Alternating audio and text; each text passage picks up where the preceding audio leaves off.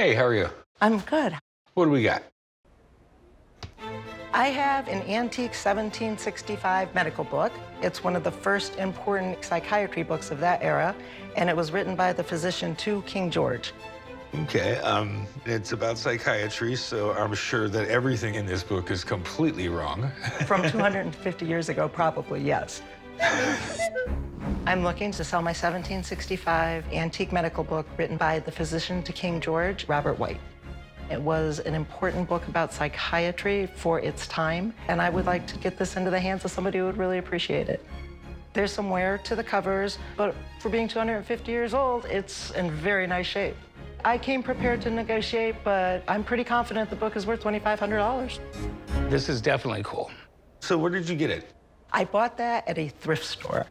No matter what it's worth, since you got it from a thrift store, I'm pretty sure it's gonna be worth more than what you paid for it. I hope so. I hope I did well. Do you mind if I open it up? Not at all, please. Okay. What are these on the front? This is the armorial bookplate of Sir Archibald Grant of Money Musk Bar. And in his day, he was quite a collector of antique books. So coming from his collection with his bookplate in there is kind of neat. And then the second one is the Dr. John Farquhar Fulton. And Fulton is a renowned neuroscientist. So what are you looking to do with it? I would like to sell it today. Okay, any idea what you're looking to get out of it? $2,500. Okay, I know that medical books can be highly collectible, but I would be insane not to call a friend of mine down to take a look at this because I have no idea what it could be worth. Do you mind hanging out for a few and having her come down? No, that would be great. I'd be interested to learn a little bit more about it. Okay, well, hang out. I'll be back in a few, okay? Thank you. I feel confident about an expert. I would like to know more about the book, but I think it's a strong book. Well, we have a old book on psychiatry. Sounded like something up your alley. I'm glad you called me down. Can you tell me a little bit about it? I can. It's a 1765 antique medical book, and it's written by Robert White, the physician to King George. Okay, so Robert White, he was one of the great medicine practitioners in 18th century Edinburgh. Psychiatry as a discipline doesn't really become a thing until about a century later. So he is really doing trailblazing work here. Okay. And the main thing that he talks about in this book is the physical effects that you can have for nervous disorders. So what do you think about the condition of it? The condition actually is quite nice. I mean, you can see that there's wear around the joints and things, but this is probably the earliest binding that was put on that book. And, you know, it's still intact, it's still usable. So could I have you show me this book in a little bit of detail? Very nice. And I see these book plates here. Okay. So the first book plate, the big armorial book plate, Scottish politician, very appropriate for this book. But then below it, we have John Fulton's book plate. When I first see that, I go, ooh. So John Fulton, he was a historian who studied the history of science and published on it. He donated his book collection to the Yale Medical Historical Library. So when I see the book plate of John Fulton, my first thought is, shouldn't that be at Yale? But I see that there's an inscription here, and it's mentioning he's gifting it to someone who donated Jonathan Knight's copy of this edition to the Yale Medical Historical Library. So because this person donated their copy, Fulton didn't need to donate his copy to Yale. That's great. You didn't steal it. I did not. I did not steal the book. Congratulations. Did not. Well, I guess the big question is what do you think it's worth? So this book is very findable in institutions across the world. So it's not incredibly rare, but it's a good book, it's an important book, and the provenance is great. So I would put the price somewhere around $3,200. Okay, well, I appreciate you coming down. Happy to help. Appreciate it. Thank you. Thank you. Well, I gotta say, this rarely ever happens, but you came in and you asked for $2,500, and I'm more than comfortable giving you that. So, you wanna make a deal at $2,500? We have a deal. We have a deal. One condition. All right. What'd you pay for it at the thrift store? $1? $1. Oof. Right around the corner, someone will write you up. Thank you so Thank you very much. much. I was actually a bit disappointed because I came to negotiate today, but since I got the price I was asking, I'm thrilled. How you doing today? Oh, pretty good. What's that? This is something you've probably not had in here before. Okay. This is a 1940s Lady Bountiful breast enlargement kit. A little creepy. My wife, she went to an estate sale and found a vintage leather trunk. And when we got it home, we opened it up, and inside was this device. I have no idea if it worked or not. I'm not willing to try it. It's just bizarro. Recently, in the past few years, there's like an FDA-approved device that sort of does the same thing. This one's pretty unique because it actually used your kitchen faucet. So basically, you had to stand next to the kitchen faucet with those on. Yes. She would hook this up to the kitchen sink, Okay. grab her favorite cup, place it against her breast, and then as the water ran through, she put her thumb over the grommet to create the suction, creating the desired size and shape. All right. I guess it's just sort of the society we live in. It's all about how we look, okay? And since the dawn of time, they've been coming up with new ways to enhance women. I have some really old Sears and Roebuck catalogs from like right around 1900-ish, and they have similar devices in those. Over the years, I've seen so much quack medicine stuff. This is absolutely pure insanity. What do you want to do with it? I'd like to sell it. How much do you want for it? $1,000. It's definitely a curiosity. There's somebody out there that will pay a lot of money for this. This is my problem. I mean, I got a store here, families come in here. My mother comes in here.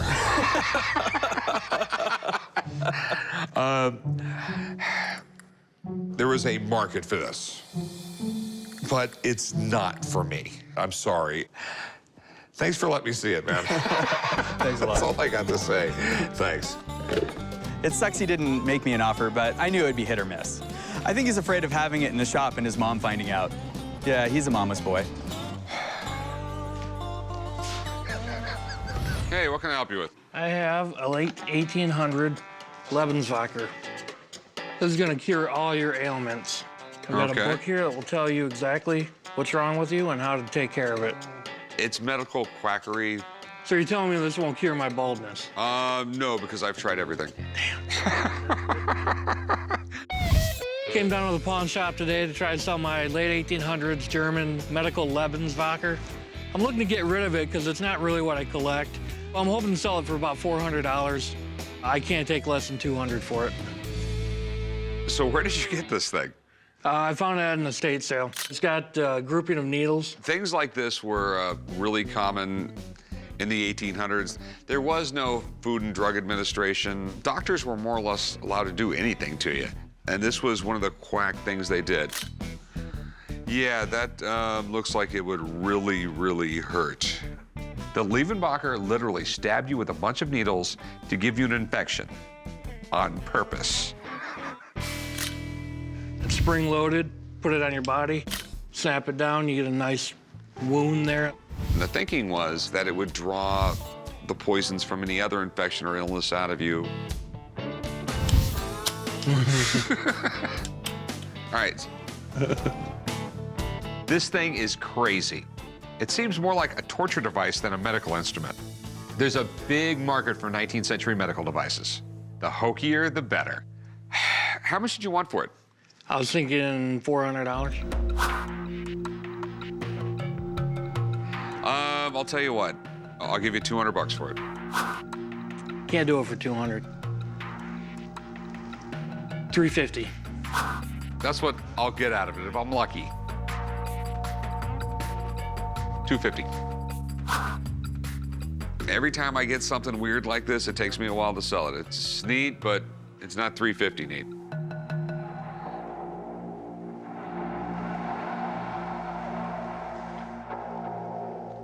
I can do $250. All right, deal.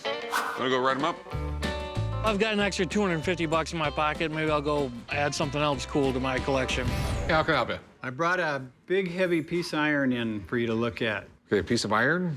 It's a medical device, antique. Okay, bring it around to my back gate. I'll take a look at it there. All right. Come on, chum.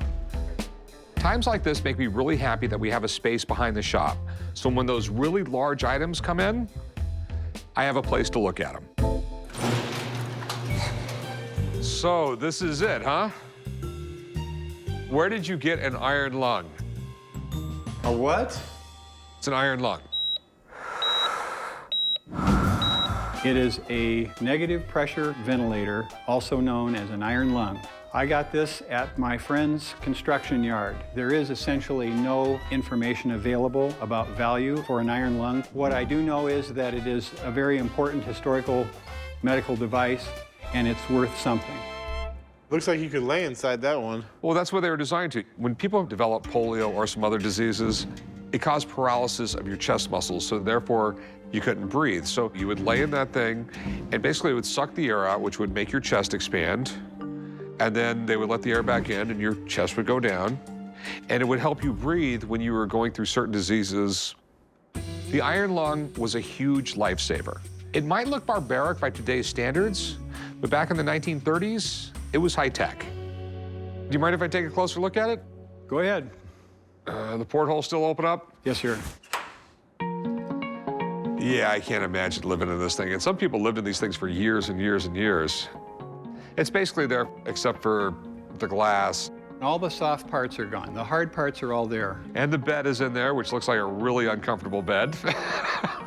This iron lung is pretty amazing. It really shows you how much medical technology has come in the past 80 years. But finding a buyer for this is going to be a problem. It's huge and kind of creepy. How much were you looking to get out of it? 100,000.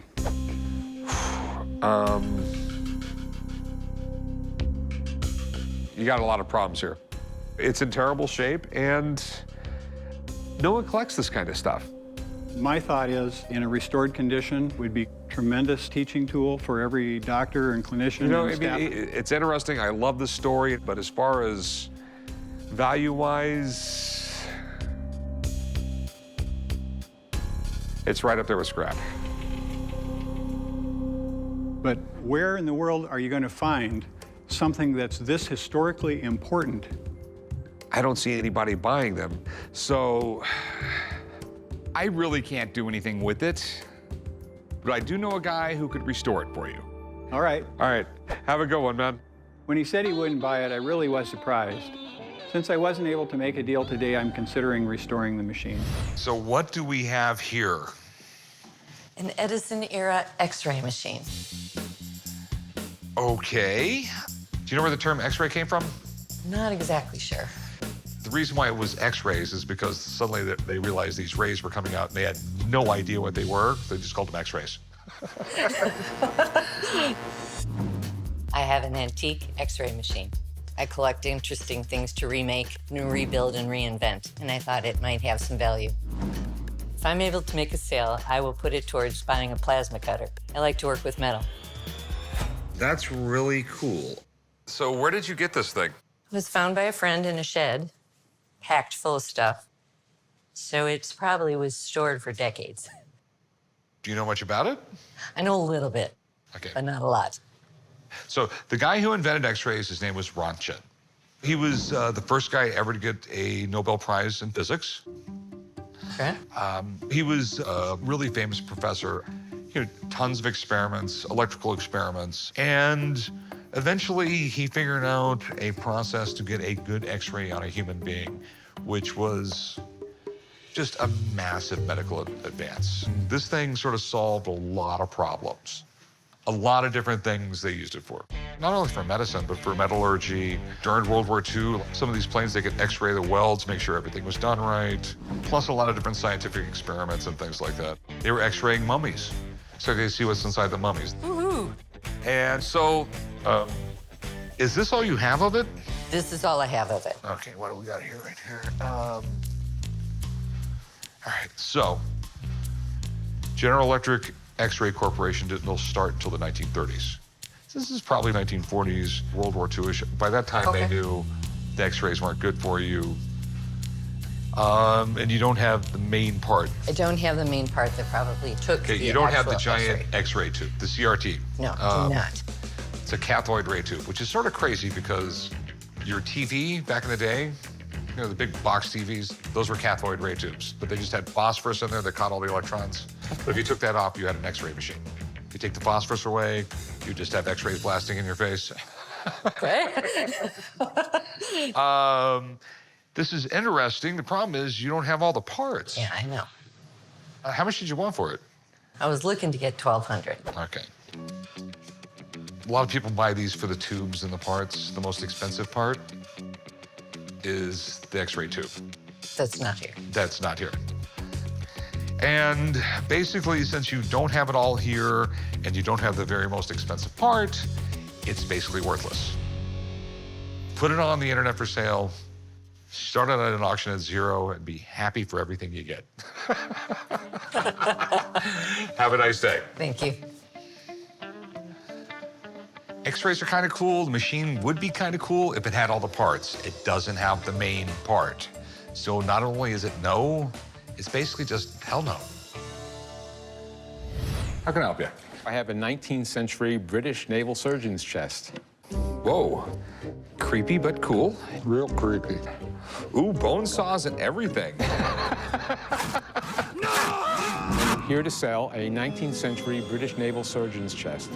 Well, I've been collecting medical antiques for about 30 years, and my wife's been a pretty good sport about letting me do surgical procedures in her garage, but I think after 30 years, she's had enough. I'm hoping to get $3,500. I'll settle for around $2,500. Believe it or not, I mean, it looks really, really crude, but they were really good at some things. On a ship in the middle of a battle with cannonballs and bullets flying everywhere, there was a lot of amputations. And when they were done with the amputation, you would have a bunch of strings hanging out of your appendage. After a few weeks, after things healed up, if the doctor was really good with his knots, all you had to do was go pull, pull, pull, and they'd all pop right out, and you wouldn't bleed to death. Oh, wow. That's what my Navy said. You would think more people would have died when they used these tools because they didn't sterilize them. But at the time, this was the best there was, and that's what they used. So we have a nice little tooth plucking tool. This little puncture tool right here. That's called a trocar, and that was to remove fluid. They would puncture it, remove this, and the fluid would drain. That sounds fun. And this one? For finger amputations. The amazing part is you rarely see these things complete, where there's always something missing. How much are you looking to get out of it? Oh, I'd like to get $3,500. It's probably right around what it's worth, but I have to make a little money. I'm thinking more like $2,000. It is marketable, but people who collect these things are very far and few between. I mean, what can you really do? Well, I'm thinking $3,000. It's kind of a cross-collectible for both medical and military collectors. I'll give you that. I'll tell you what, I can give you $2,500. It's more than fair.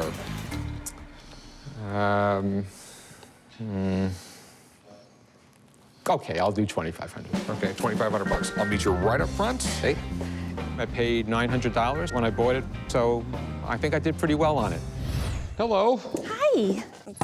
So what do we have here? This is, I believe, a World War I era blood pressure machine. Cool. There wasn't a whole lot they could do for heart conditions back then, but they soon realized, like, hey, dude, you have a condition where you have high blood pressure all the time. You need to chill out. Quit eating all the salt. Quit getting angry all the time. If you got someone like Chumley that works for you, you need to fire him. So today I came in to sell my World War I era blood pressure machine at the pawn shop. A friend of mine gave me the machine, and it's been sitting on my shelf for quite some time. I'm just looking to get a little bit more money to add to my other collections. I'd like to try to get at least $100 if possible for my blood pressure machine. This is interesting. This is basically like the start of modern medicine. It was invented in 1881, and it was used to measure blood pressure. This monitored basically your whole pulmonary system, and it measures the pressure in your arteries. Diagnosing hypertension did save lives. During World War I, when they were doing battlefield surgeries, they'd be checking your blood pressure constantly while they're giving you anesthesia. And if your blood pressure started dropping a lot, whoever's operating this would go like, hey, ease off on that anesthesia stuff, you're killing him. Okay. It's a very, very useful tool. So this was filled with mercury. Yeah. They would tilt it to the side till it spilled out a little bit, and then closed it. Then when they went back up like that, when the mercury dropped, that would just be a vacuum in there. You didn't want any air in this at all because that would affect the pressure of it. So you wanted a complete vacuum in there. Okay. All right, and then when the cuff goes around your arm, they would squeeze it all till your blood stopped flowing, listen with the stethoscope, and then when it started flowing, this right here would go boop, boop, boop, boop, boop. It becomes a really, really sensitive measuring device. And you're looking to sell it? I am looking to sell it, yes. How much you want for it? I'd like to ask $100. I think that's reasonable. You don't have the cuff and all that stuff there. You don't have any of the other parts? I don't have any of the other parts, unfortunately. That makes it really, really hard. I mean, usually the people who buy this are like doctors and stuff like that. They put it on their shelf so their friends can come and look at it. But when all the parts are missing, it's not nearly as cool, and it's really hard to sell. It's interesting, but I'm gonna pass on it. Okay, that's fine. So thanks for bringing it in. Thank you, it was my pleasure. The people I work with, I would never get high blood pressure, would I? Hey, how can I help you? I have Elvis Presley's medical records.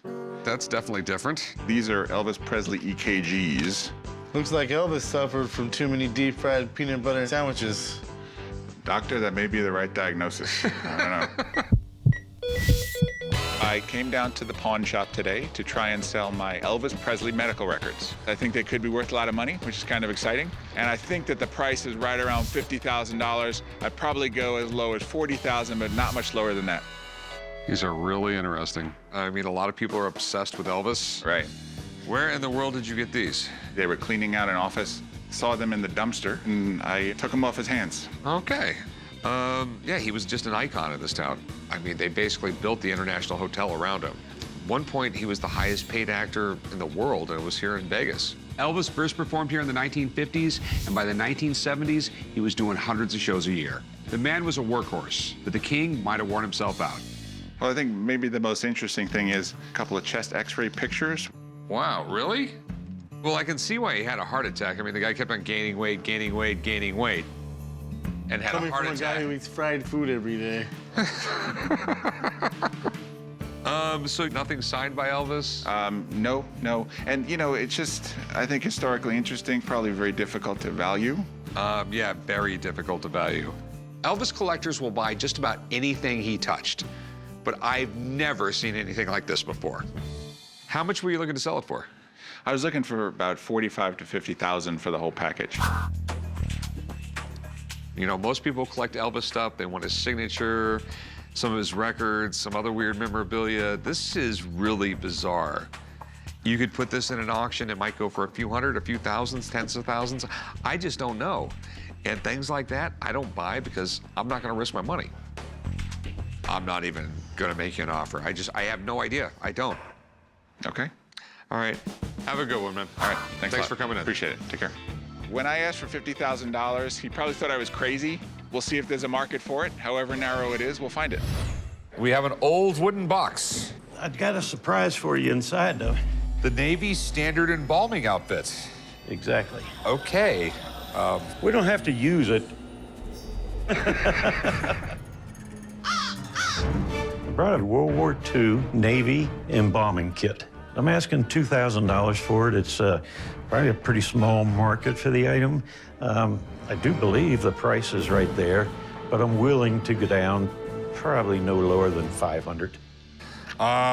You open it. Okay. All right, here we go. All right. And do we know what year this is? It's in the World War II era. I don't know if I want to touch anything. You tell me what you'd like to see.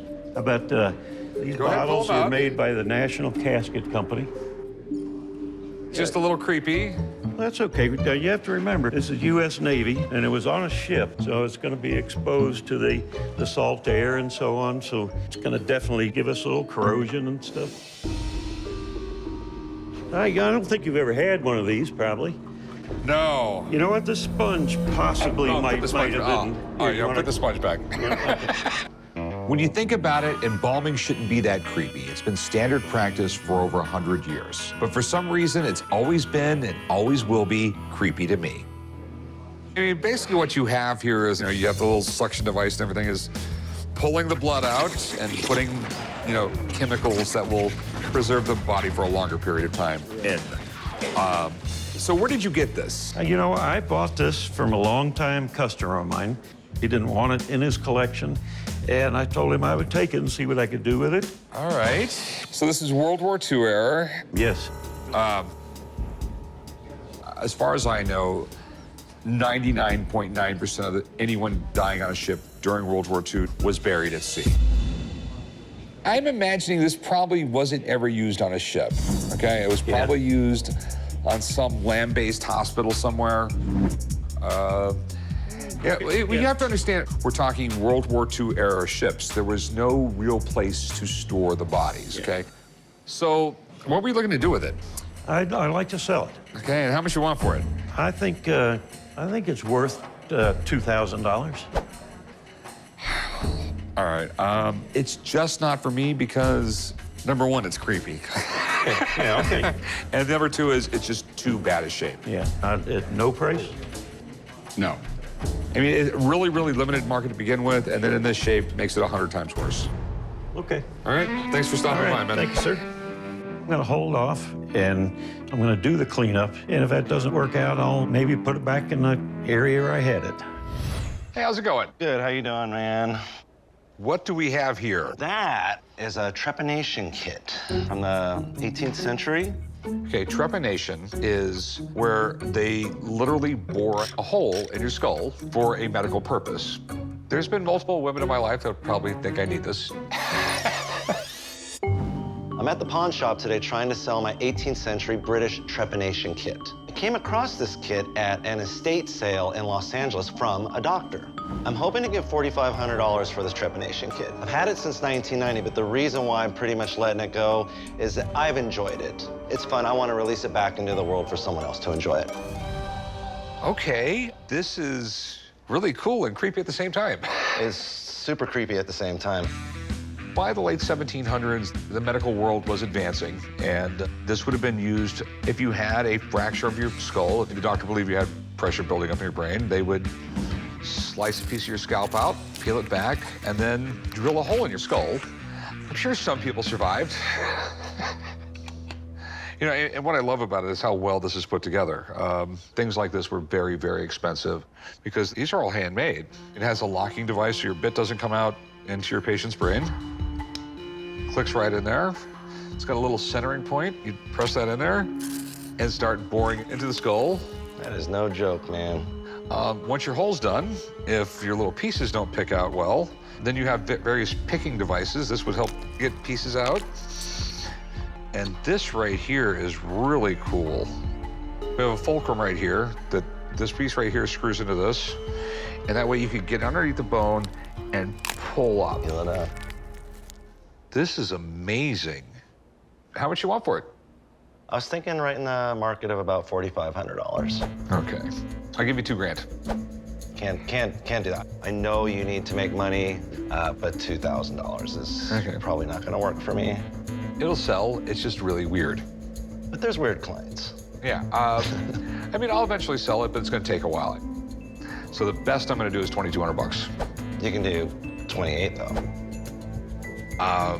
No, I'll go 2,300. I'm not gonna go anymore. Can't do it, I'm sorry. All right, if you change your mind, let me know. All right, I certainly appreciate it. Take care. Corey and Chum make me feel like I have a hole in the head. What do you have here? I have a phrenology head. Okay, it looks like a sculpture of my boss, dude. It's kind of creepy. Except he doesn't have a tattooed head. I have an antique phrenology head. It could be from 1850, possibly up to World War II. I'm hoping that it's before 1940, because if it's that old, it's probably worth $500. I paid $20 at a garage sale, so I hope to at least, worst case scenario, break even. So what is phrenology? Well, phrenology is a practice that was brought out around 1796, and it was a study of the human brain. They would read the bumps on the human brain to determine personality traits, your thoughts, your emotions, and associate that with the shape of your head. So they could look at the shape of your head sometimes and determine what kind of person you are. So you probably realize I'm a genius. It looks like it. So we got some different sections here. Humor. This is a really small section. Yeah. My humor section would probably take up half of my brain. I don't know if I buy into this whole phrenology thing, but there could be something to it. And it's kind of freaky how much it looks like Rick, especially the big bald head. So what do you want to do with it? I'm looking to sell it. Okay, and how much are you looking to get? Maybe around $500. I don't really know how to tell if it's authentic. Hey, Trav. What's up, brother? Have you seen one of these things before? Phrenology head. Hey, we've had 2 or 3 of these come over the years. He's asking $500 for it, but do you know how to tell if it's real? We need to take the bottom off to be 100% sure. Let me grab a screwdriver. So what are you looking for? We're gonna check the logo inside and see who the maker is. See that right there? That's the logo of basically a modern company who makes them just to resell. Okay. Yeah, That's a shame. Well, thanks for finding out for me. Thanks, Trav. Yep, no problem, brother. All right, well, dude, I'd still buy it, but for a lot less than 500. Like 450? Take the 4 off of that. That's a lot less, yeah, than 500. What if we made it an even 100? $50 is about what I'm at, man. What would it take to get you to 60? You know, my boss is really into this kind of stuff. I think I could do 60. $60? Yep. Deal. Meet me over there at the counter and we'll write it up. All right. I invested $20, didn't know exactly what I had, sold it for 60. I'd say that's pretty good, so I'm really excited. I'm walking away with $40 in my pocket. Have you guys seen a book on 19th century mechanical movements? No. The package was delivered. No. Chum, get out of my seat. And what is that? It's the phrenology head. Chum bought this because I guess it reminds him of you. See this part right here? Love of family? Yeah, that part doesn't exist in your head.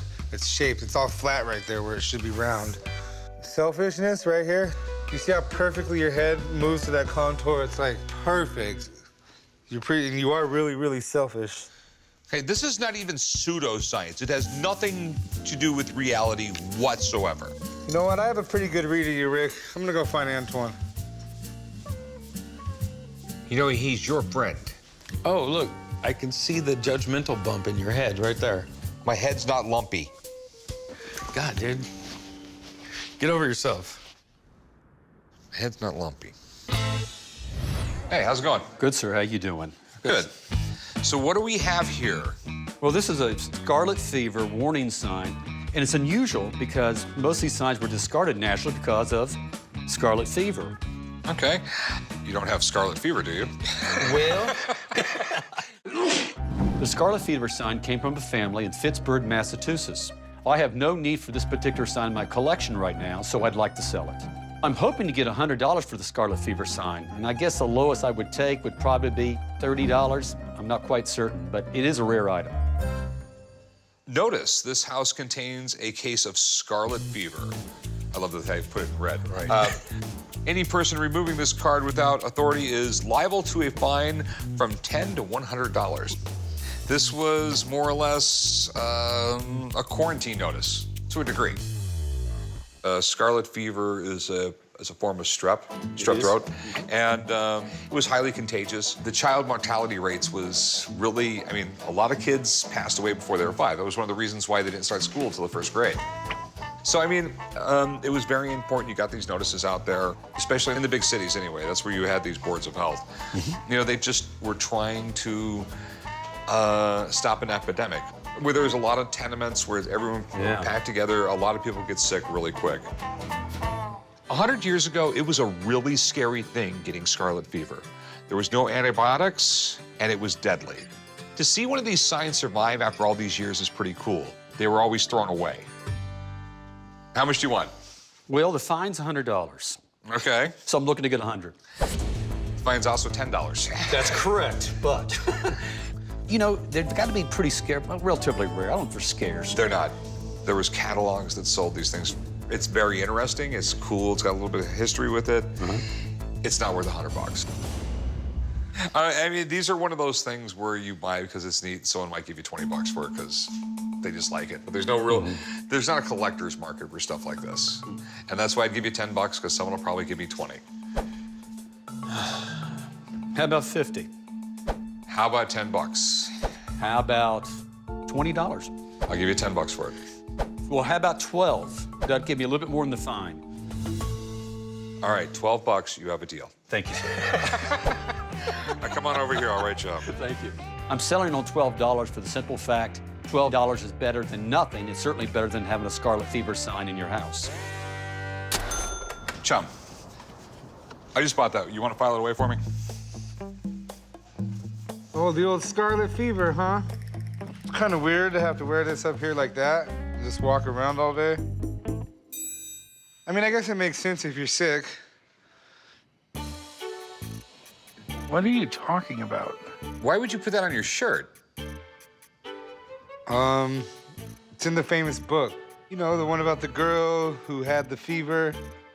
She had to wear this on her shirt or around her neck or something like that. Are you talking about the Scarlet Letter? Yeah, this is it. Scarlet Fever, this is the letter.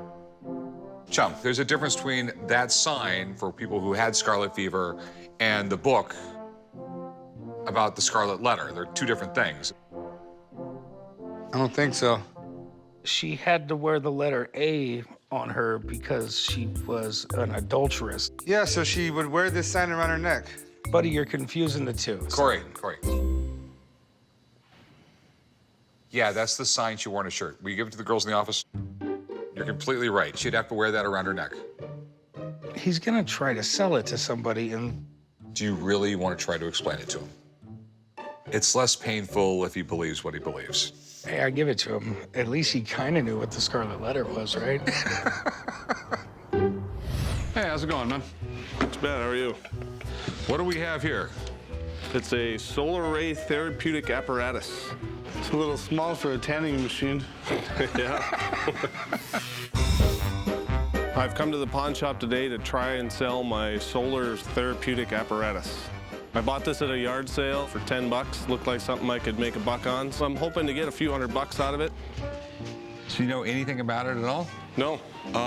It says it cures approximately 1,000 different kinds of sickness, maladies, and disease, or injuries, etc. Well, I think it's like medical quackery. It's a machine that's supposed to cure every illness. Back at the time when this thing was made, it was legal to say just about anything about your product. And there were some machines out there with claims from weight loss to telepathy. But most of them, like this one, did nothing at all. And there'd be testimonials and everything else. I mean, I love some of these things. Look here, right here. Man, 65 years old, roundworm. After applying my system 8 to 10 times, large bunches of worms discharged. Oh my God. Sounds like it did miracles. Miracles of making money. Whoever marketed this thing was probably a genius. I mean, people bought these things because people were gullible. Yeah. I'd have bought one. This is basically just a big magnifying glass, and it really seems funny that people would think it did anything else back then. But ideas like this are still around today. Take a look at the back of any magazine. There's ads that promise to grow hair or enlarge certain body parts. It's all the same idea. How the hell does this thing work? According to the instructions here, this would fold out, and there was some sort of like curtain around it. I guess this would help move it around to the right position, and it bolted onto the stand right here. You hung it in the window. It filtered out the bad rays from the sun, and it directed the good rays to the afflicted area. I'd like to point it at an anthill. This thing is so fun and so cool, I'll have no problem selling it. It's weird, it's unique, and collectors go nuts for this kind of stuff. As usual, it comes down to price. And if I can get this thing for $100, I'll probably double my money on it. So what do you want to do with this thing? I'd just like to sell it. Really like to get it out of my garage and into somebody else's. I'll tell you what, I'll give you $100 for it. Take $150 if you want to give it to me. No, $100. So I don't think anybody else is going to buy it off you. Well, $100 is better than nothing. I guess $100. All right, $100, man. Hey, Chumley, go write them up on this stuff. I only paid 10, so I'm pretty happy with what I got. It's $100 in my pocket that I didn't have when I walked in the door. How can I help you? I was looking to sell this today. It is a Master Violet Ray number 11. Okay. What is it? Some people call it a medical quack kit. Some people actually thought it would like help to heal people, headaches, baldness. We should try that out. I came down to the pawn shop today to sell my Master Violet Ray number 11. My mom actually found it at a garage sale. I'd like to sell it for 100. I'd take a minimum of 50. These were very popular right around 1915 and later.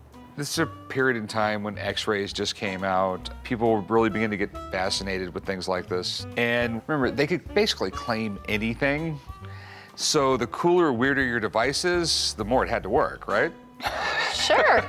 Back before we had a Food and Drug Administration, you could make just about any medical claim with a product without any kind of proof. People made all kinds of wacky, weird devices that were supposed to cure every single disease. The theory behind all that was the body runs on electricity, so therefore if it had more electricity, it would work better. Sounds logical, sort of in a twisted, weird, quacky kind of way. Does it work? It does work. It gives Okay. you a little shock. All right, Chum, plug it in. Let's try the one that cures baldness. That's just nutty. Hold it. Don't do it. Don't do it. It's just weird, man. Did you shave your arms? Will you please? We know that. Ow! This thing's a little scary, but the fact that it actually works is a huge plus. We better turn that down. Yeah, let's turn it off. Okay.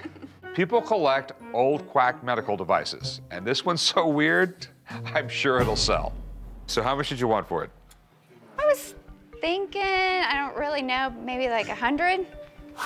It's in the ballpark. I'll probably get $150 for it. The thing I hate about these is I don't know if it's gonna sit around for a week or it's gonna sit around for 5 years. I'll tell you what, I'll give you $75 for it.